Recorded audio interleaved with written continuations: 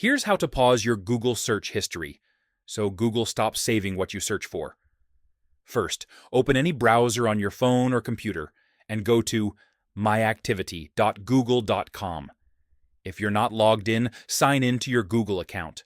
Once you're on the dashboard, tap Web and App Activity. This is the section where Google stores your search history, voice activity, app activity, and more. To stop Google from saving your future search history, look for the toggle switch at the top that says Web and App Activity. Tap Turn Off.